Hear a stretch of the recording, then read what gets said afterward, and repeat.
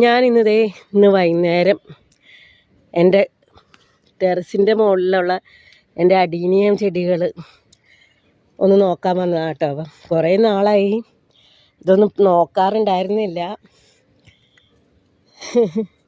എനിക്ക് ഇവിടെ ഇൻഷുറൻസിൽ ഇപ്പോൾ ജോലി കിട്ടിയ പിന്നെ ഇൻഡസ്ഇൻഡ് ബാങ്കിൻ്റെ ഇൻഷുറൻസിങ്ങിൽ ഞാൻ വർക്ക് ചെയ്യേണ്ടത് ഇപ്പോൾ. അപ്പം എപ്പോഴും തിരക്കായിരിക്കും. ഞങ്ങൾക്ക് വൈകുന്നേരം 5 മണി വരെ ഉണ്ട്, അതുവരെ തിരക്കാണ്. ഞങ്ങൾ ശരിക്കും ഓഫീസ് സ്റ്റാഫാണ്. ഫേസ് ടു ഫേസ് എന്ന് പറഞ്ഞ ചാനലിൽ ഞാൻ വർക്ക് ചെയ്യണേ. ആലുവയിൽ മാത്രമുള്ളൂ നമ്മുടെ കേരളത്തിൽ. അപ്പോൾ ചെടികൾ അത്ര ഞാൻ നോക്കാറില്ല. ഞായറാഴ്ചകളിലാണ് ചെടികളൊക്കെ നോക്കാറ് കേട്ടോ. ഇന്നിപ്പം ഒന്ന് ഇറങ്ങിയതാണ് ചെടികളൊക്കെ നോക്കാൻ. ഇത് വേണ്ട അഡീനിയമാണ് എനിക്ക് ഏറ്റവും ഇഷ്ടപ്പെട്ട പ്ലാന്റാണ്. ചിലതൊക്കെ ഇത് വേണ്ട, അത് ഈ ചെടി അഡീനിയം ഇല്ലേ, അറിയാൻ പാടില്ലാത്തവർക്ക് വേണ്ടി പറഞ്ഞു തന്നെ അതാട്ടോ.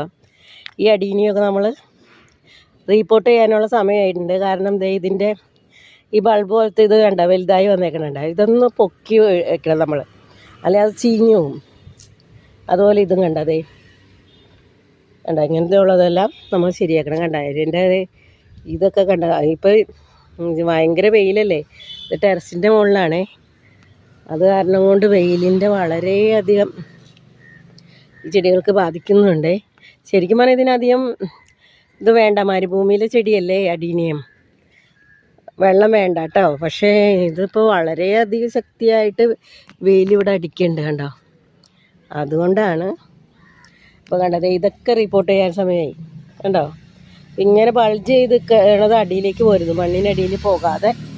ഇപ്പോൾ ഇതിങ്ങനെ പൊക്കിയിട്ട് നമ്മൾ ഈ വേര് മാത്രം മണ്ണിനടിയിലാക്കുക. അതായത് ഇപ്പോൾ വളം ചെയ്യണം എന്താണെന്ന് വെച്ചാൽ ഞങ്ങൾ വേപ്പിൻ പിണ്ണാക്കിടും, ചാണകം, പിന്നെ തരിതരിയായിട്ടുള്ള മണൽ കൂടിയ മണ്ണാണ് ഇടുന്നത്.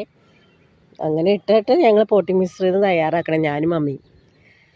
അങ്ങനെ കുറേ ഉണ്ടായിരുന്നു അടീനിയൊക്കെ. ഇതിപ്പോൾ കുറേയൊക്കെ ഞാൻ കൊടുത്തു.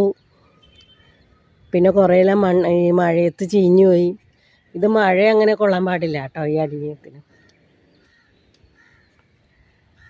അപ്പം അടീനിയം ഇഷ്ടമുള്ളവർ ഇങ്ങനെ ഈ പ്ലാന്റ് നടുക. ഇതുപോലെ ഇങ്ങനെ ആകുമ്പോൾ എടുത്ത് നമുക്ക് റിപ്പോർട്ട് ചെയ്യാം.